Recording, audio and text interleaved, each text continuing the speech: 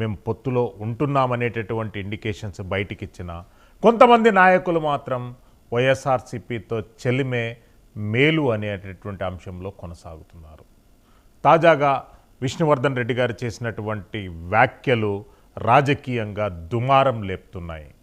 రాష్ట్రంలో భారతీయ జనతా పార్టీ ప్రయాణం ఎట్టుపోతుంది, ఎవరితోని పొత్తులు ఎవరితోని ఎత్తులు అనేటటువంటి అంశాన్ని ఇప్పటి వరకు జాతీయ పార్టీ తేల్చుకోలేకపోయింది. మరోపక్క వైఎస్ఆర్సీపీతో బంధం కొనసాగించాలనేటటువంటి అంశాన్ని కొంతమంది లోపాయకారిగా వ్యాఖ్యలు చేస్తున్నారు. అసలు భారతీయ జనతా పార్టీ జెండా ఏంటి, అజెండా ఏంటి, 2024 ఎన్నికలకు భారతీయ జనతా పార్టీ అంశాలు ఎలా ముందుకు సాగబోతున్నాయనేటటువంటి అంశంపై చర్చ కొనసాగుతుంది. మనతో పాటు భారతీయ జనతా పార్టీ ఆంధ్రప్రదేశ్ శాఖ సీనియర్ నాయకురాలు సుహాసిని ఆనంద్ గారు మనకు లైవ్లో అందుబాటులో ఉంటారు.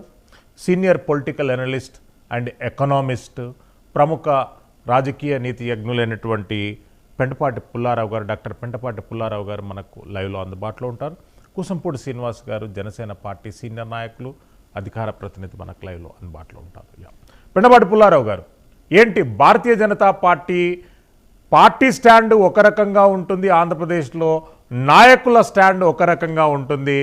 నాయకుల మనసులలో ఉన్నటువంటి ఒక్కొక్క అంశం మెల్లమెల్లగా బయటకు వస్తుంది.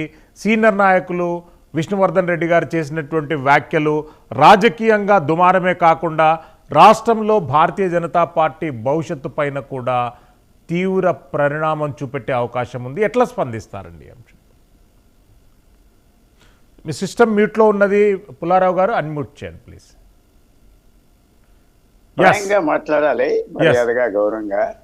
మొత్తానికి ఏంటంటే ఆంధ్రప్రదేశ్లో భారతీయ జనతా పార్టీకి ఆ ఫిలాసఫీ, బీజేపీకి ఉన్న ప్రిన్సిపల్స్ అక్కడ లేవంటే మళ్ళీ నన్ను తిడతారు. కాబట్టి కొంచెం డిఫరెంట్ కైండ్ ఆఫ్ ప్రిన్సిపల్స్ ఉన్నాయి ఇక్కడ ఆంధ్రప్రదేశ్ లీడర్స్. అంటే లేవు అన్నట్టు కాదు, మీరు రాసిన ఆర్టికల్లో మొత్తం ఓపెన్ గా మాట్లాడారు కదా, ఇప్పుడు కూడా మాట్లాడండి, అవేం ప్రాబ్లం లేదు. It's not a issue. Okay okay, I followed your article అండి, ఇట్స్ ఎక్సలెంట్. అక్కడ పాత స్నేహితుడు కూడా మీ పక్కన ఉన్నాడు, so he won't mind that. నేను ఫ్రాంక్ గా మాట్లాడతా. ఏం థింగ్ ఏమిటంటే ఎలక్ట్రేట్ ని చీట్ చేయటానికి వచ్చిన వ్యవహారం రాష్ట్ర నాయకులు పవన్ కళ్యాణ్ గారిని పట్టుకొని, చంద్రబాబు నాయుడు గారిని పట్టుకొని టికెట్ కావాలంట. అది పెట్టుబడి పునరావు లేదు, జేపీ నడ్డా అన్నాడంట మొన్న. ఏంటి మీ 5గురికి టికెట్ ఇస్తే పొత్తు పెట్టి ఇచ్చేస్తే అయిపోయిందా అన్నారు. ఎంత సార్కాస్టిక్ మాట, ఎంత హ్యూమిలియేషన్ మాట. కానీ మళ్ళీ అక్కడికి వెళ్ళి ఇప్పుడు మొత్తం బీజేపీ ఆఫీస్ని సరౌండ్ చేశారు. 15 మంది 30 మంది నాయకులు, మాకు పొత్తు కావాలి, మాకు టికెట్లు కావాలి. అందువల్ల వాళ్ళు ఇదేం కర్మరాయిని నిలిచి పారేస్తారేమో అనుకుంటున్నారు. కానీ నా వ్యూ 2 వారం బట్టి మారింది. ఏంటంటే ఫ్రాంక్గా నాకు స్వార్థం నాకు చాలా ఉంది పాలిటిక్స్లో, ఎందుకంటే I spend a lot of time, money, effort. కానీ ఒబ్జెక్టివ్గా చెప్పాలంటే భారతీయ జనతా పార్టీ పెరగాలంటే పొత్తు లేకుండా ఒంటరిగా అయినా పోటీ చేయాలి. జనసేన వస్తానంటే రమ్మని చెప్పాలి. 10% ఓట్ల వరకు వచ్చింది ఈవేళ. 1-2 కాదు, భారతీయ జనతా పార్టీ కొన్ని మంచి సర్వేస్, అదే డబ్బులు ఇచ్చి ఈ సాక్షి ఆ సాక్షి పిచ్చి పిచ్చి తెలుగు సర్వేస్ కాదు. 10%, 33% వైఎస్ఆర్సీపీకి, 23% టీడీపీకి, 9 to 10% జనసేనకి, 10 to 11%. Good survey. అంటే అది కరెక్టా అని కాదు, జరిగింది 2 weeks ago జరిగింది, మారవచ్చు. ఆ సర్వే ప్రకారంగా అది పోటీ చేయాలి. ఎందుకంటే భారతీయ జనతా పార్టీ ఆంధ్రప్రదేశ్లో పునాది కావాలంటే ఇప్పుడు పోటీ చేయటం మొదలు పెడితే అలాగో 10 సంవత్సరాలు 15 సంవత్సరాల తర్వాత ఆ కొత్త ఓటర్స్ని క్యాచ్ చేసి వస్తూ ఉంటే కొంచెం 25% 30% వస్తా. ఉత్తరప్రదేశ్లో 1951తో పార్టీ ఫామ్ చేసి బీజేపీ జనసంఘ్ 92లో అధికారంలోకి వచ్చారు. మధ్యప్రదేశ్, ఛత్తీస్గఢ్, రాజస్థాన్, గుజరాత్ 30 సంవత్సరాలు పట్టింది పోరాడి.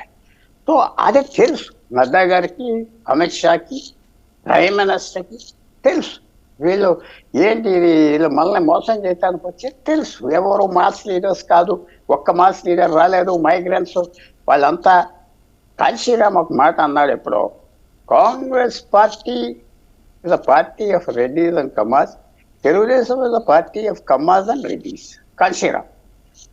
ఇప్పుడు మనం ఏమనాలంటే Andhra Pradesh BJP and unfortunately Telangana BJP upper కాస్ట్కి ఒక ప్రమితం ఉంది, ట్రైబల్స్కి బ్యాక్వర్డ్ క్లాసెస్కి కొంచెం తెలంగాణలో ఉన్నది.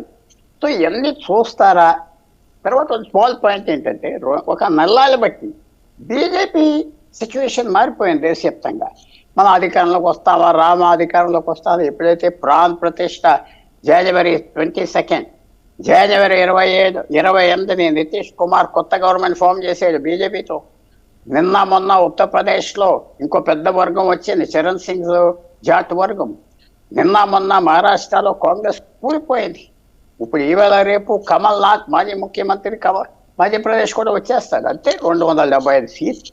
ఎవరు వచ్చినా రాపోయినా ఆంధ్రప్రదేశ్లో ఎవరు సలహా అక్కర్లేదు, ఎవరిది అక్కర్లేదు, వాళ్ళు గవర్నమెంట్ ఫామ్ చేస్తారు. గవర్నమెంట్ ఫామ్ చేసాక ఇక్కడ ఎవరుంటే వాళ్ళు, బీజేపీ ఉంటే మంచిది వస్తా, అదే జనసేన టీడీపీ వాళ్ళు అక్కర్లేదు ఆంధ్రప్రదేశ్. కానీ వీళ్ళ ప్రెషర్కి, వీళ్ళ లాబీకి, వీళ్ళ వ్యవహారం అదే అర్థం చేసుకోండి. ఆగగలరా నడ్డా అండ్ కంపెనీ అంటే నాకు కనపడట్లేదు. కానీ ఫ్యూచర్ ఫర్ బీజేపీ ఏంటంటే ఎస్, జనసేన బీజేపీ ఒంటరిగా పోటీ చేస్తే మంచిగా ఉంటుంది. టీడీపీకి కలిస్తే ప్రభుత్వంలోకి వస్తారు, కానీ ఎంతవరకు కాదా. మళ్ళీ వాళ్ళిద్దరూ ప్రభుత్వంలోకి వచ్చేస్తారా అంటే నడ్డా అందరూ బిలీవ్ చేస్తున్నారు, మేమిద్దరం పోటీ చేస్తే మాకు అర్బన్ సీట్స్ వస్తాయి, అవి వస్తాయి అని అంటున్నారు.